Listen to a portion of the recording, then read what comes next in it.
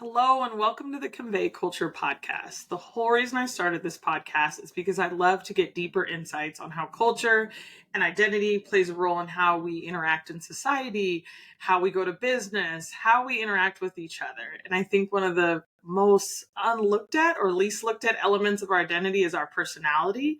And so I'm very excited to dive into more about how our personality comes into play at work, how our personality and assessments around personality can also be used to reduce bias that we may have against other elements of our identity. So I'm very excited today to have Malika with me so we can dive into all things personality, but also a journey of entrepreneurship as well. So Malika, thank you for being here today. Thanks, Bianca. Thanks for having me. I'm excited to talk with you today. Of course, I can talk a whole lot. So we'll have a great back and forth conversation. We'll get into it. So first question, I ask all this guests this question. If you had to introduce yourself to a stranger and you want the stranger to know you really well, it's a first impression. It's the best way to fight bias about who you are is giving a great overview of who you are as a human. So would love to hear, how would you introduce yourself to a stranger? Okay. I love introducing myself to strangers. I am definitely an extrovert. So I would say I am a Midwesterner in California. I'm a business owner, as you mentioned. I'm a wife. I'm a mother. I'm part of a faith community. Right now, I'm a professor. I'm a community builder. And to know more about my personality, I'd probably say, well, I'm positive and I'm outgoing, if you can't tell that already. But I'm also serious in some of the ways that I like to activate. I am an oldest daughter. I am an organizer. I am an activator. I am an arranger. I like some order in the chaos, but maybe I love the chaos first and then I love the order, probably in that priority. I love that. Also, okay, so I'm an oldest daughter too, and I feel like that creates a very specific type of person. Something about that older daughter, it's like a level of responsibility. So I'm always fascinated when I meet other older daughters. And I'm like, it's a Yes. whole dynamic that you work within. Like you're born responsible of someone. It's a fascinating journey that you get on. Even if they don't want you to be responsible of them, you think you're responsible or an organizer or in charge. They may not want that. I know, but you can't help it. That's why you're put on the planet. So Yeah. you mentioned all of the things that make up for intersectionality when you talk about mother and entrepreneur and all these multifaceted things that make you who you are. What's one experience or moment when you decided, okay, I'm carrying all these other things, but I also want to get into entrepreneurship? So how did you kind of get on that train? That's interesting. I felt I can handle and juggle a lot. I used to be a television producer, and I read somewhere multitasking's not real unless you work in television and you produce television. And I just thought, yes, I am in that 3% that they listed in this HBR article about who could actually multitask. But I didn't really consider what that would be like with a family. And when I got engaged, I already had a stepson and I was traveling internationally a lot and married into a family that was already made. And so I felt like, oh, I actually don't know how to juggle all of this. Like, what does that look like when your life takes big pivots? And so I is definitely not Hollywood, that's for sure. It did not feel great to think about. It was very compartmentalized. This is what I can do in my 20s because this is a 20s type of job. And even in my 20s, I knew I love this job. I think I'll love it in my 30s and I think I'll hate it in my 40s because I'm looking ahead and not finding mentors or people that are getting to see their family and be that present parent that I thought I would be when I imagined the future. And so the entrepreneurship sort of built out of that, where I found jobs and I was like, what does a mom do if they want to be with their kid a lot? And I'd be like, well, maybe I could fold clothes at Banana Republic. Maybe I could answer phones at that desk. Like, what's the lowest, least committed work I could do? But I'd had this great career already. So it was really hard. And I felt very lost as I was trying to figure out what does a woman who thinks of herself as a high powered career woman do when she's nursing a baby and does not like feel like herself or feel like she looks like herself? Like, I didn't feel powerful. I felt very tired and I had rheumatoid arthritis and I felt very in pain. I felt very exhausted. Like, maybe even I have no comparison, but just it was challenging. And I found some little part-time things and some of them were actually meaningful. And I really figured out how to make it work for me with a boss. And he was so supportive of the lifestyle I wanted and doing the quality work that I wanted. And I reported to him for I think 7 or 8 years. And when he said he was leaving the company and I report to someone else, I thought, okay, the only way I can get what I want is probably to report to me because I have a really clear vision of how to do high impact work in flexible hours. That is, I feel like every time I hear an entrepreneurial journey from the place of motherhood, you hear that a lot. Like it was kind of it was a necessary thing to be able to keep functioning in life, but not wanting to give up anything. And I have 4 children, and I feel like they don't tell you how hard that time period is between baby and 3. I feel like you don't feel like yourself for 5 years. So it's like you're losing your identity as someone who has had a title and official role to being like a catch-all, which is mom. And, even the feminist ideal of like, your husband is, I'm like, my husband does take half the work on, and it still is a ton of stuff to get done. So it is this adjustment. And I think that entrepreneurship unlocks you that ability to have some control in your life, but we all know it's not easy. So what are some of the like not easy elements of entrepreneurship that you've come against? I mean, not easy, especially in the beginning where I think of myself as a confident person. I think of myself as an accomplished person. Risk taking is super high for Right. me. And despite all of that, I was like, I can't do it. I've never run a company. I don't know what I'm doing. I don't even know how to like all this paperwork. How do you file for an S corp or an LLC? Like that's the smallest hurdle, right? And if you're worried about that, like you might be in trouble. And I didn't have a client for 6 months when I started the business, and I was just having breakfast, lunch, dinner, reaching out to everyone. Does anyone want to hire me? When you say, hey, I might start a business, a lot of people say, oh, I would definitely hire you. And then when you call, and by no fault of theirs, like good, well intentioned people who want to help and support you, it just doesn't work out. The timing didn't work out. And so then you start to question, am I enough? Can I do this? Maybe I'm not good at this. Like it really takes a hit. It feels personal. Like Right. the fear sets in, and you just go, yeah, I can't do this and I don't like it. It's too hard. It's too hard. And so, I mean, that's a huge hurdle. And then when you do get your first client, imposter syndrome sets in.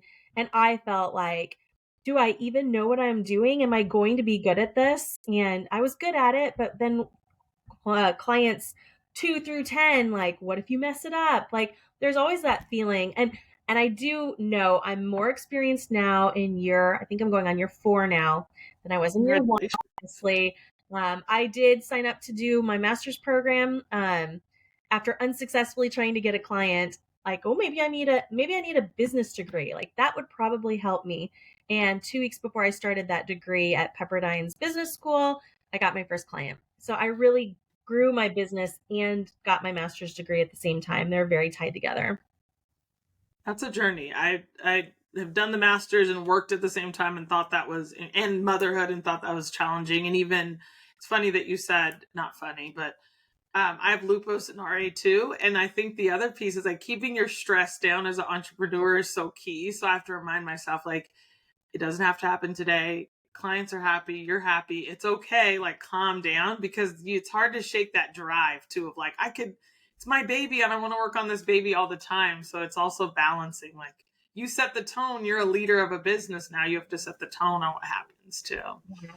The family is an interesting dynamic too because they have to really change. Like Mhm. mom is here, so there's flexibility. And I'm so lucky. I have a partner who nothing's ever 50-50 for each of us. Yeah. I don't use that term, but I would say he's super involved and balanced and engaged the same way I am. Like we are co-parenting, we're co-leading this life, doing this house, like all the things that we're doing together, like he's in it.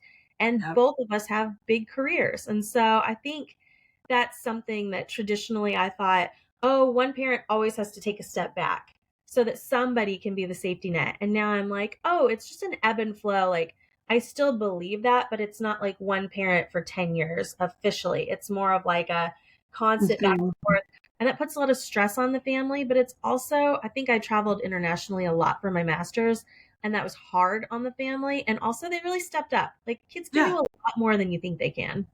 The best parenting advice I ever got was like your family only knows the reality they're in. So like mom isn't better than dad if you don't, or whoever parent, mom and mom, whatever your dynamic is, isn't better. It's only better if you set that precedent in their minds. And so we always said, like, how do we approach marriage, which I think a lot of millennials and above, I think that generations are starting to do parenting different, where we both are doing this. So how do we both come together and make this work for our unit? And so I think that is a big key of like success long term for an Yeah. entrepreneur. But, Bianca, have you done anything like fair play, or have you used any models to have better conversations with your husband or wife? I don't. We've done, so it's funny, I did like an insights, like we did insights, and someone gifted us this one for our for one of our anniversaries through a work friend. They gifted us that. And so it was funny with that, like 2 different personality assessments that they did came with a series of questions that we asked one another.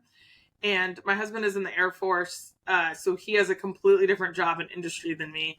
Okay. But we found that when we did those tests, I was like, oh, you relate now to one of my coworkers. So I understand why you're asking me that question in certain ways. So oddly enough, taking a step past outside the interpersonal relationship we have and bringing it to a work level, I was like, oh, this is why operationally in the household we keep bumping into this, because you think this way and I think this way. And so it was really enlightening to who we are as a people and how we both need to function. And it took a little bit of the sensitivity out of our like to-do list. It felt less personal because I'm like, here's how I would approach someone at work, and he's like, here's how I would do it. And we're like, okay, let's get it done. So. Oh my goodness. I love the assessments. And I know people are worried about putting people in a box and the ethical pieces Yes. of how they can be used. But the main goal of opening those pathways of conversation in a more neutral way, instead of a like, you're like this and I'm like this. It's like, oh, when we look at that, often when I do it with clients there, and I ask them, do you align with this? Is this who you are? Like, this test does not get to tell you who you are. You read it and you tell me who you are. And most of the time they're like, yes to all of this. So then once they embrace it, then we can have this incredible conversation with their team, with their boss, with their direct reports, because they've signed on to it. It's not putting them in a box or telling them anything that they didn't know or don't want to be assigned to them. And I think the agency of having that conversation with your husband to be like, yes, this opens up a pathway of conversation is what makes these so powerful on a personal level and then on an interpersonal level. Well, that opens us up. Tell me all about Begin Development and the work you do, and then also kind of the impact of the work you do as well. Yeah, I love the work that we get to do. I've been doing leadership development for a long time, but I didn't really know what organizational development was. I was thinking more about coaching and training programs. And I think the world of OD, organization development, really opened my mind to a bigger capacity of systems and the science behind it. And so I won't go into that too much, but just saying like my world got so much bigger in something that I love in thinking about really one thing, how we maximize potential. Like that's the thing that I love the most. And it's for an individual and it's for a team, because we've all worked on teams where we were miserable and didn't feel valued and didn't feel like we could be ourselves. And it's just a sucking energy experience. Everybody's unhappy. You take it home. It breeds toxic politics and backstabbing and all the things, and it drains human potential. And so I feel like it's one of my life goals to say, how can we not do that? And how can we get to the place, the other team we've all been on, where you thrive and you say, this is my best self. This is the best team I've ever been on. The work is hard, but I have so much energy. I'm not afraid of conflict. I feel like I can trust everybody on the team. We are getting the results we want because we're holding each other accountable. We've committed to what we're doing. We're not afraid of conflict and we have the skills to handle it well. And when you're on a team like that, it is magic and people can create so much more than they even thought possible. So that's what Begin Development's all about. Creating high performing individuals or accelerating that high performing aptitude that they already had. It might just be natural talent, and say, hey, you're going to get there in 5 years just with the experience you're having right now. Can we partner with you and get you there in 18 months or 12 months? Like, what tools do you need to get there faster to keep that upward trajectory going? And then with the team, there's dysfunction on all teams. how are you dealing with it? What tools do you have? What support do you have? Who are the leaders on the team who take different roles? And do you even know your dynamics as if you're the CEO or the leader to utilize your team well, to set them up for success? That makes a lot of sense. And even in any workplace, especially now, we're seeing a lot of interesting behaviors and patterns from a big portion of the team being remote and a big portion of the team being in person, and kind of that mix of the two. And so some of that dysfunction you see now is it's harder to communicate in this form, like via remote. And so I do think those assessments are even more important now as you look at the disconnect we're having in the workplace. They say we're all connected, but there's something a little bit different about that superpower you have of being in person with someone and being able to feel an emotion or have small talk, which you sometimes can't do in this kind of forum. So are you seeing your services or your kind of what you offer being more in demand as we become this like more distance, but we're still connected kind of environment? Yeah, I've been a part of I've been working for a remote company and helping build remote companies since 2011. So it definitely the need for this type of work in a remote setting, and when I say remote, I mean you need some FaceTime too. It's not like you never meet each other. But how to build well remote definitely boomed during COVID and after COVID. And I used to say too, even my bias with that experience to say you can do training online. You cannot do org development online. You cannot do people development online. And of course, when COVID hit, I was like, okay, let's try this. I'm up for anything. I still think you need some FaceTime, but I'm even surprised at how much you can do online and what can be accomplished. So, yeah, I'm definitely seeing an uptick in not just the diagnostic stuff we go in and do with teams to say, okay, here's some of the challenges, here's some of the things that you can accelerate that would really make a big difference in the business. But then DISC is being asked for a lot, Myers-Briggs, even Enneagram. My first love, StrengthsFinder. That's the first thing I got coaching certified on. Um, and a new one that I've discovered and been using with teams just in 2023 is called the SDI Strengths Deployment Inventory. I'm a big fan, and I said we do not have any more room. When clients ask, "Can you do this? Can you do that?" I'm like, "We're not trained on it." So we got someone trained on SDI, and I think it's been a real game changer for the organizations, especially at the executive level, that we've introduced it and done a deep dive. But they all serve their purpose, and figuring out when to utilize them and not doing too many in an organization, but picking one, maybe two for them that they go all in on for like at least a year, I'd say. Some of them want to do each of them. Can we do Enneagram first? And I love that too. I'm like, let's do Enneagram and then strengths deployment and then Myers-Briggs, and you've got all this information and it can be overwhelming. Do you have an output that you find the most helpful? Like, is there a tangible output that you leave clients with besides the training? But because I know I have my little personality assessment, and there's times I go back and review it, and I'm like, oh, because it also gives you a list of things to work on or potential areas of growth. So, what do you find is the most helpful, tangible when you see someone in their personal development after they get an assessment? You mean after they first receive it or in like After a they first receive it, like, is there an element of it, do you think, that's the most eye-opening for them? Yeah, it's different for each person. And if you're in a coaching relationship for them, whether it's a positive or negative reaction, they're both valuable. They're both data about how a person sees themselves, how they see themselves in the environment, what is triggering about it, what they love about it. It just leads us. That's why the coaching part and the deep dive, I think, is so important, because if someone's triggered by something, you can unpack it and be like, oh, that's not a value that is appreciated in your organization. So, of course, you don't want to that would be a bad label. You might not get a promotion next year. So then we can say, what does that look like?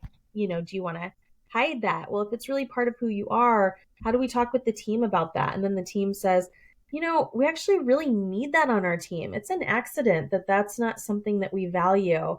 And for me, I work in a lot of entertainment, tech, marketing startups. And so, like on a disc, we've got lots of eyes, and it's fast and it's go and it's move fast and break things and disrupt. And it's very exciting. And then they look around and they're like, why aren't things better organized? Where's our accountability? And then you have like one lone person sitting in the corner who's like, hey guys, I'm the engineer here, and you're driving me crazy because we're not vetting ideas. We don't have a process. We're wasting so much energy trying 50 new initiatives every year. Like, where's the middle ground? It's like, oh, that's boring. And I can say that as an I, where I'm like, oh my goodness, I need that person so badly paired with me. Otherwise, it's just excitement and flash all day long. But Right. wait, who is making this happen? Who's going to execute it? Who's going to circle back in a year and make sure that we stayed on track and didn't just move on to the next shiny object? And I am a shiny object chaser. A lot of the CEOs I work with are shiny object chasers. It's what got you here won't get you there kind of mentality. That makes a lot of sense. And I do think you can see sometimes in organizations, places where I've worked before, you'll see like the sales team has a very similar personality. And you can kind of see, okay, this is the personality that seems to work on this team. But it doesn't mean that we didn't need diversity of personalities on that team. It meant that something about that role was attractive to this personality. But then when you see where we may be coming up short, a lot of times that's because we don't have a balance. We don't have a process person. We don't have someone who wants to sift through details, like you to your point, shiny object chasers. So do you see within organizations that need for diversity of personality, or do you often see that they are pretty balanced? Um, Even when they're balanced, and that's not often the Yeah. case, there's a lack of communication about what that balance means for the team. And Yeah. so it can either be really disruptive. Well, they just see things differently than I do. Product and sales is a perfect example that often comes up. They are naturally have different agendas, and both are needed to make the company successful.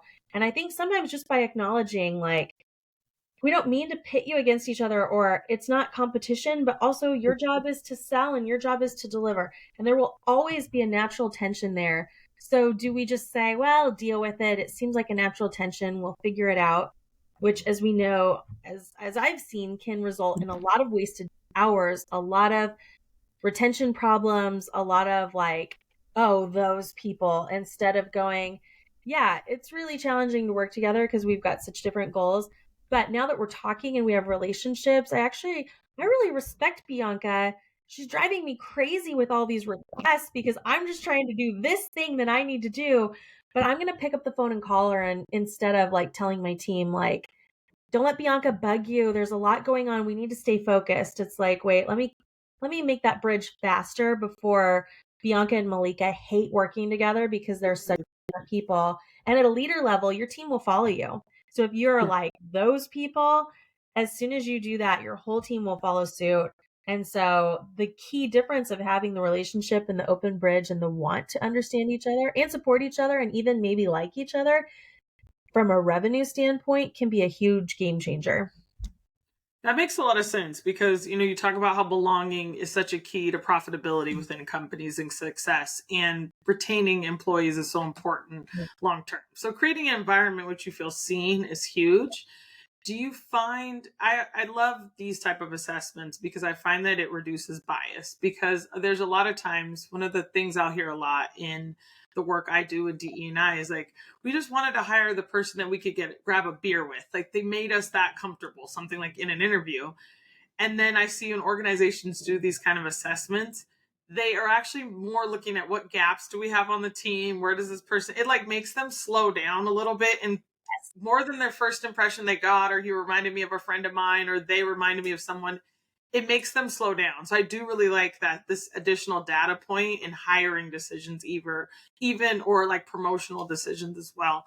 Do you see it leveraged that way? Kind of how do you see one of the ways to fight bias with also these tests?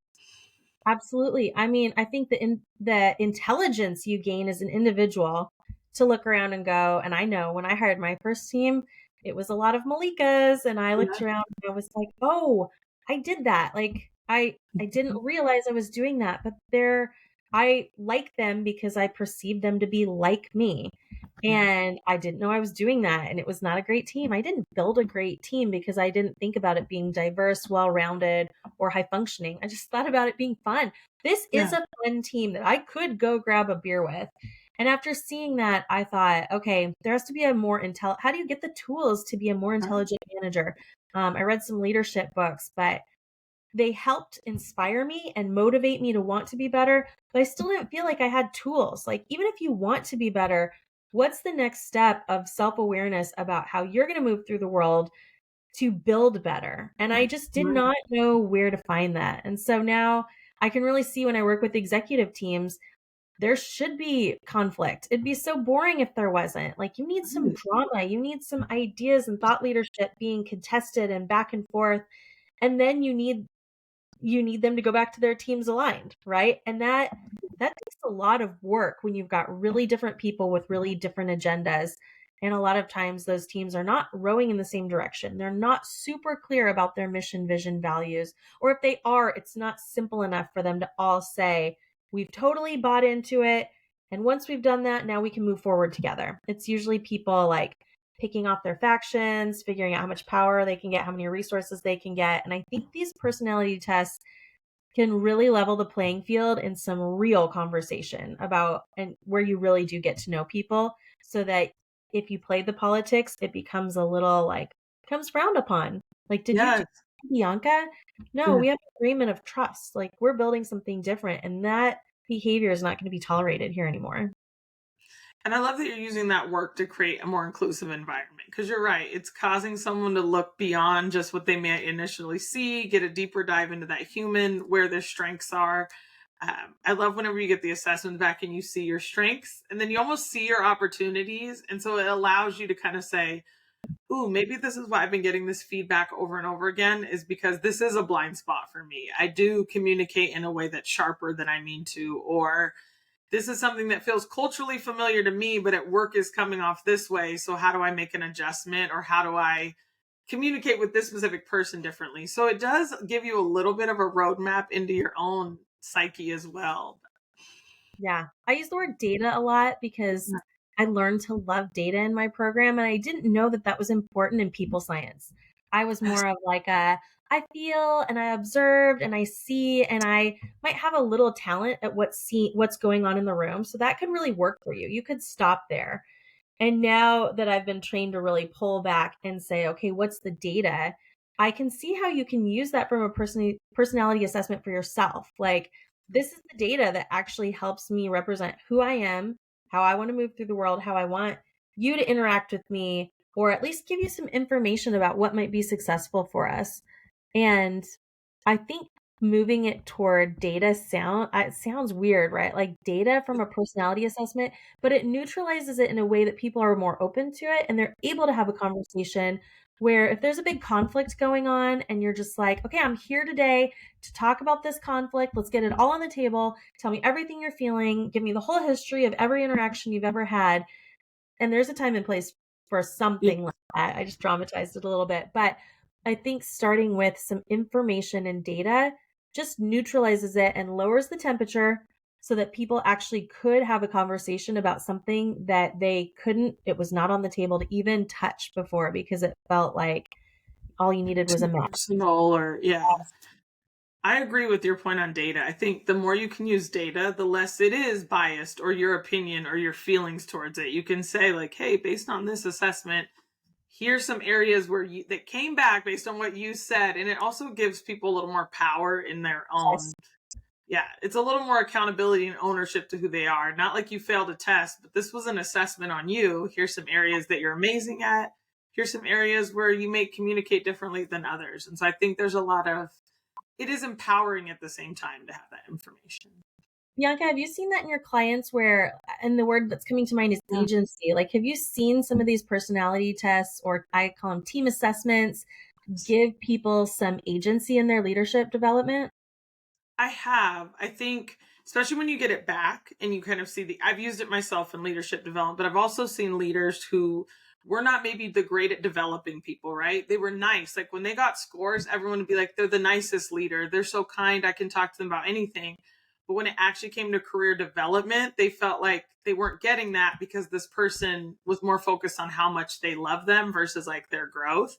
Yeah. And so I've seen that be a really strong way of kind of communicating as a leader, where you need to change your style a little bit to ensure growth and development. Like, your role as a leader versus how you want to be perceived as a human can be very different.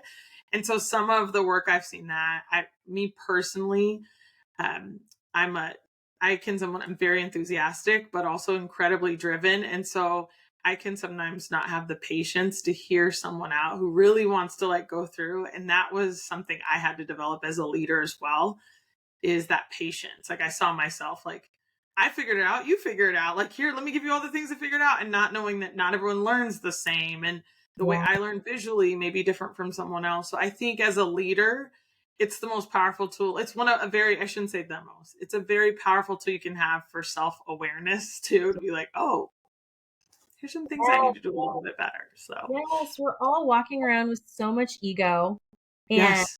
that comes with so many fears and like, is there enough for everyone? Do you see the world as abundance, or is the pie limited and you have to like grab your piece? And even the most altruistic person, like it's both, right? Like you go in and out of like above the line and below the line leadership. And so I just think for the world, not just our organizations. I think we do this work through our organizations, but if you believe in really making the world a better place and thinking about starting with yourself in that, and a way that I've been taught to look at it is called clean instrument. Like Yeah. I have to constantly clean myself, my own ego, like check it. What's happening with me? Am I in a good place? Am I showing up the way I want to?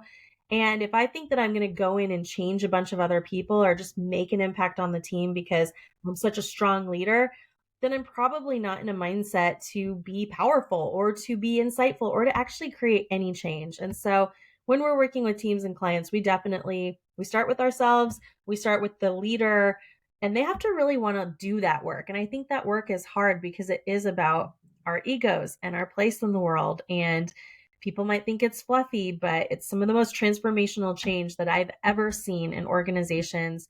And you asked about the output earlier, and I was like, Bianca, it's just their statement in like 6 months or a year when they say, we could have never done this work where we were a year ago.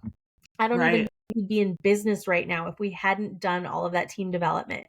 I did not want to do that work. And now I can see where if we didn't, like we're a totally different team and we're having so much fun. Like that's the output when you get that feedback and you go, okay, we're in not a perfect place. We've got new problems to deal with now, but we are not where we were 6 months ago. Yeah. But we're functionally better. I always feel like if the output can be functionally better, we're not promising this will change your immediate relationship, but functionally as a group, it may, like even in marriage, I found it helpful, but it's like we are functioning better as a team, which then makes everyone's lives a little bit better. Like you go home a little happier if you know you're functioning well or you feel authentic at work too. Question for you. So, a big thing that comes up, and I think it's very popular right now, is authenticity. Like, am I authentic? And I'm building a brand. And so you work with a lot of executives. And I do feel like a recent expectation on executives is that they have a brand. And so, do you leverage any of your work in personality insights in kind of helping them also build a brand? Like, who are they as a leader? Who are they kind of, what do they put out on LinkedIn? Do any of these insights kind of help as they're growing their personal brand or being more authentic? That's such a good question. I don't spend a lot of time talking about personal brand. I do spend a lot of time talking about internal communications, though, and clarity about and consistency in how they're moving through their organization and Yeah. affecting people. So I love that question, thinking about the clarity that comes with it. I guess I have been thinking about it as if we do the work and if they really are transforming, that it will ripple out to everything. But no, we don't do a lot other than asking. We do spend a lot of time talking. We ask people to really clarify because I think people are really clear in their head about what company they're building, what Yes. everyone should know they're already doing, why they signed on for it, and who they are as a leader. And then when that leader actually shares with the group is like, "Oh, I didn't understand that, or I didn't know." Like they always get a lot of Mhm. feedback that it was so clear in their head, but it was living in their head, and that the team was not as clear as the leader thought. The leader thinks they're clear. The team doesn't want to say you haven't been that clear, but then when they get clear, they go, "Oh, now I really get it." And so from a branding perspective, I think good communication and a leader having a clear sense of who they are and of Yes. what they're not good at is really important, because if they're spending a lot of time trying to touch it all and not willing to delegate and say, you know what, I did this when I built the company, but I don't have to do this anymore. I'm struggling with that. Like, I do this. It's like, well, you're good enough at it, but guess who's better at it? This person on your team. Someone who's hired.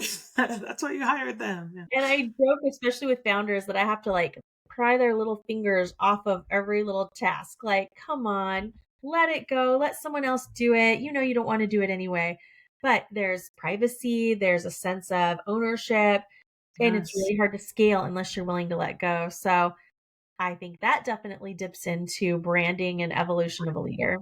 Yeah, and living authentically as a leader too. I think how you think you're coming off may not be, to your point. You think you've been building this brand as you've kind of scaled your company, and then you realize like what you're trying to communicate isn't even coming through. And so I think the work you do also highlights where you can make adjustments in that to also provide like more authentic communication, or the people you report to, or the people who report to you have this style of communication and personality. How do you meet them where they are? And so you have a better mutually visualized end state of the goal you're trying to get through as well. Yes, that's so well said, Bianca. And as you said that, I was thinking the word pivot comes up. Like, we're going to Mhm. have to pivot as leaders, but the lag time between when we realize, like, we probably needed, a lot of leaders will say, I wish I'd done that 6 months ago. I wish I'd done that 2 years ago. I guess it just took us that long to get there.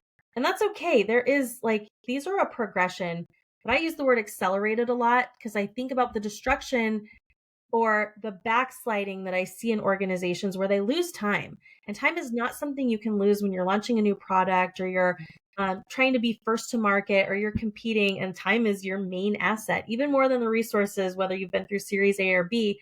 Great, you've got the resources, but your team was not clear. They could have done this 2 years ago, but they didn't.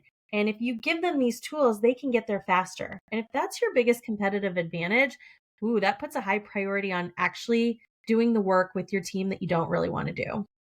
It does. And I think that you bring up areas of competitive advantage, and you talk about 2 years from now, like the time distance it takes sometimes in communication. I'll do workshops, and one of the workshop is amplifying voices. And it'll be really fascinating when you get everyone in a room together of all like roles. And I'm like, share an idea that you've had burning about the company that you wouldn't share normally Yeah. because of your role in the company, or you don't ever get a place. And the ideas that come out of everyone, from someone who's over the facility, who's like, hey, I've noticed if we've changed the direction or the timing in which we let people in, it'll reduce traffic flow in the bathroom. It's just the most fascinating things come out of like different minds. So when you value, I think sometimes we value certain voices over others, but the work you do also amplifies like, hey, this person may not have this gregarious personality that you immediately want to follow, but their insights are still super valuable. So I do feel like anytime you do trainings, you amplify voices and give those spaces for new ideas to come out, Yes. for people to see their teammates in a different way, which I think is super important as well. Yes. I love that work, Bianca. I think we miss so much. We personally miss out on so much, not just thinking about the marketplace, but Yeah. what we're building together. And nobody has time, right? We're moving really fast. And so I love your commitment to slowing down because we might miss some of the most important things for building the business, for engaging our people, for getting the best idea out there. And that'd be really sad to miss that. Hate to miss it. Like, there's a whole movie out right now about the gentleman who came up with spicy hot Cheetos. And I just always think about like, within your organization, are you maximizing all of the talent you have within your organization or the ideas? And so I love that the work you do with Begin Development really does help you maximize the already there. You invested a lot in these assets, your employees already, but how do you maximize that in the work you're doing? Yeah, you worked hard to get them here. Now what are you going to You do? know, yeah, don't train assets for someone else. Like, keep it together. All Here, you right, for your go ahead. competitor. Yes, that's right. I sometimes feel like you realize how much investment you made to turn this talent over to your competitor because you didn't create a sense of belonging, or you weren't hearing something they were trying to say. Or so I think the work you do is valuable in that space. All right, let's go to rapid fire. These are never rapid fire, so we'll see how this goes for us. It's like everyone's got feelings and we go along in, so we'll see. I do rapid fire because I love it's like a quick snapshot into your personality, but Okay. you're someone who's a pro in all things personality, so we'll see. There's no science behind these though. It's just me like rapid firing. So Okay. If you could travel anywhere, where would you go and why? Oh, I'm ready to go to India. I've never been there. Oh, or Lagos, Nigeria. Those are like the Yes. two places that I haven't been, that I'm reading about. I'm seeing more like books and movies, and just there's more information about these places that I've never had on my travel list, and now I just need to go.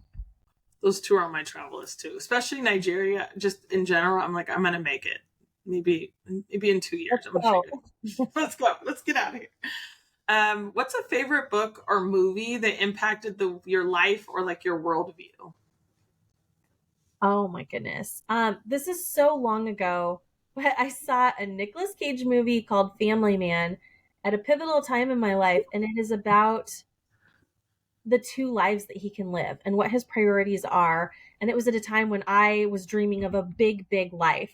And I was still dreaming of a big, big life after that movie, but that movie made me really step back and think about, like, what do I actually want in this life? Like, we don't get very much life, it goes by once. And what am I actually trying to build and do and be here? That's a good one. I think about Sliding Doors. I think so. That's a Gwyneth Paltrow. I think about that movie all the time in the same way. It's just like, what decisions in your life took you on this path? So I love that. That's a good example. Okay, you're a mom, you're an entrepreneur, you have a ton of things going on, you're a partner. What do you do for self care? That's a great question. I go in and out of CrossFit, which feels great when I'm doing it. I just went last week, so now I'm getting back into it, which doesn't feel great. Um, Right. just because of some of my autoimmune stuff, I'm really disciplined about things like massages, and I'm trying Stretch Lab this week. My husband would say I have a lot of appointments, and it's true. I try acupuncture and just different things that I think really help me. But those things take a lot of time to even book. I have to be there for an hour. And I think the mix for me between Western and Eastern medicine is really important, but it's definitely time consuming. So I need to move. I live on hills in Malibu, and so there's great walking trails and things like that. My kids are at an age now where I can leave them home, so I not alone, but like they're functioning. Yeah. You know, carry them in a pack on my front or push them in a stroller.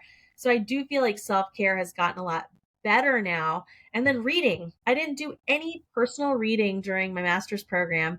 And this summer I was like, I'm going to read through that Reese Witherspoon book list. And I just remembered I'm a reader. I love reading. Now, the problem is I want to stay in bed all day with a book and just cover over my head like I could in my 20s and bring me some snacks. And I will just read for 10 or 12 hours and be satisfied. And that is not a reality anymore. But reading has been a new big discovery.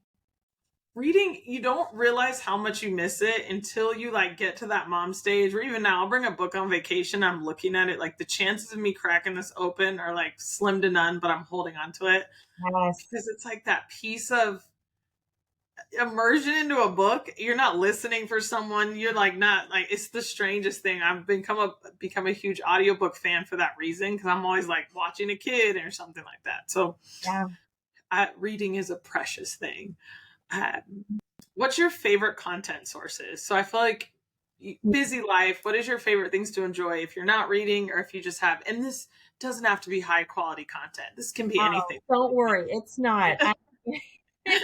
When I'm reading fiction that is just like purely fun. If I'm watching a show, people are like, "You're gonna love this true crime." So I'm like, "No, give me." And right now, like when I'm most stressed, my go-to is like old, like Parks and Rec, 30 Rock, Friends. Like bring me out all. I love the short format binge watch, and I've seen them all. I don't need to watch them again, but there's something about them that feels very calming and familiar to me, and it just like feeds my soul, which people would laugh at, like, "Oh, those aren't really quality." No, Like, no, I love it. I agree. An old episode of Frasier will like calm my nerves, and I don't know why, but I'm just like, this has nothing to do with the world in which I live in. I know what's going to happen in this episode. I'm just like letting the stress of the day like off.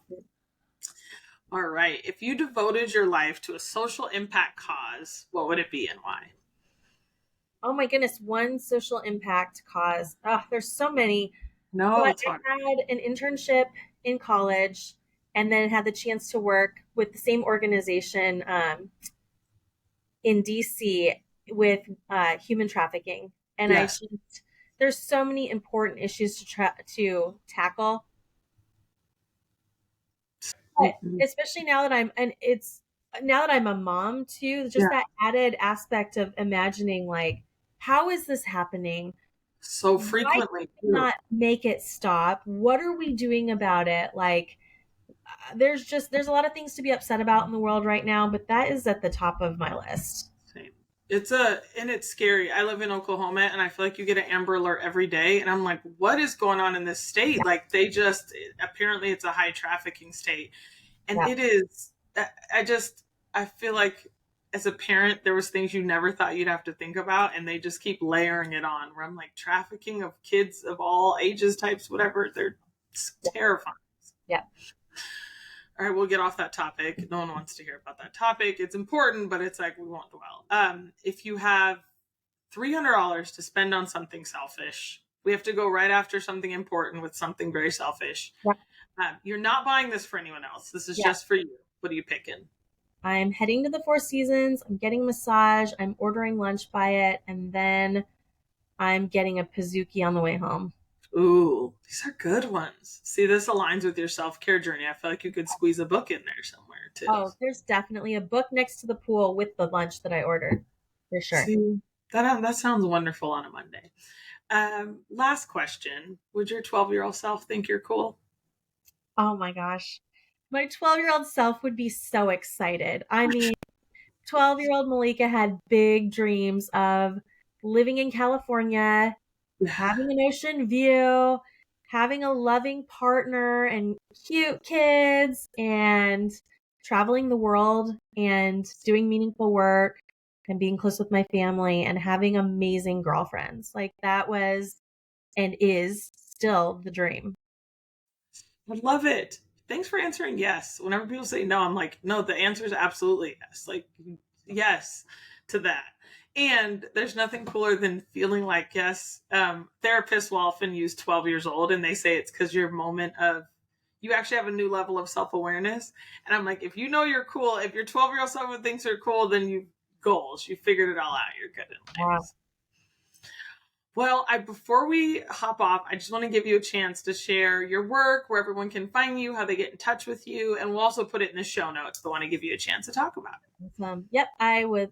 If something I said today resonates with you in how you are personally growing or how you're building a team or the path your organization is on, we say leadership development with heart or org development with heart, because it really is a process that is not a training implementation. It's something that you have to come into and be very committed to. Do you want to change? Change is really disruptive. But you can find us at vegandevelopment.com.